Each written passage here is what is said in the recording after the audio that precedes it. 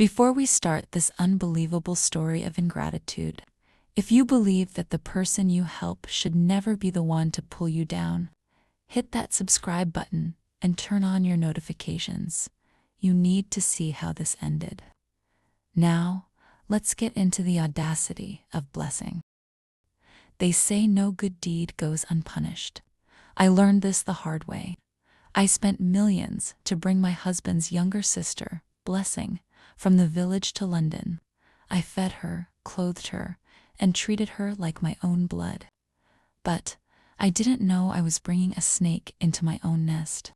If you think you know the meaning of audacity, wait until you hear what Blessing did to me in my own matrimonial home. My name is Prisca. My husband Chidi and I have lived in London for 5 years. We were comfortable, but his family back home wouldn't let us rest. Blessing is suffering, they said. Blessing is the only girl, help her. Against my better judgment, I used my savings from my law practice to fund her visa. I remember the day she arrived at Heathrow. She was shivering in the cold. Clutching a small bag, she knelt down right there at the airport, crying and thanking me. She called me her small mommy. I felt so much pity for her. I bought her a whole new wardrobe, a new iPhone, and gave her the master guest room. I wanted her to feel like a queen. 3 months later, the angels started growing horns.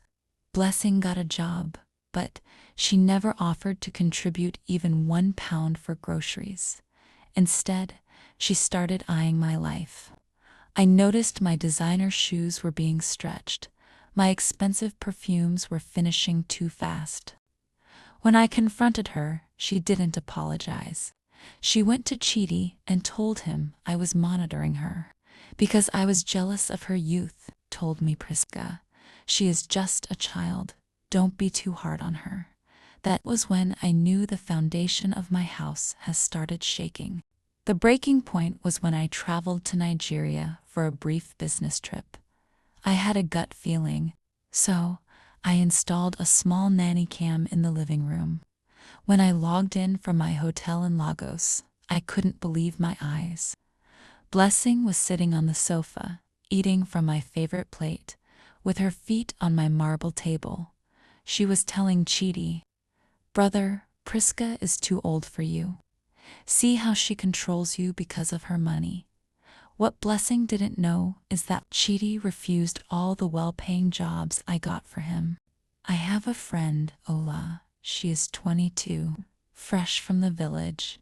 She will give you the respect a Nigerian man deserves. Let's bring her here. She can stay in the study until we move Prisca out. If you marry a girl from our village like I suggested, you will be the king of your house again. And the worst part, they had already brought the so-called friend from the village, a young girl of about 22, and was hiding her in a rented apartment, preparing her to become Chidi's second wife so they could push me out of the house I worked so hard to pay for. On the camera, I watched Blessing giving Ola a tour. She told her, "Don't worry, Prisca will soon be gone. These clothes are yours. This kitchen is yours. Just cook for Chidi and give him the respect Prisca refuses to give." They were already sharing my clothes and my life like I was a dead person. Didn't scream. I didn't call. I am a lawyer. I deal with facts, not noise. I flew back 2 days early, while they were out celebrating her arrival from the village at a fancy restaurant. I went to work. First, I moved every penny from our joint account into my private business account. Then, I called a locksmith. I didn't just change the locks. I installed a new biometric system. I packed their things, the clothes I bought, the gadgets I paid for, and piled them at the very end of the driveway. I sat in my car across the street, turned off the lights, and waited. At 8 p.m., Chidi's car pulled up.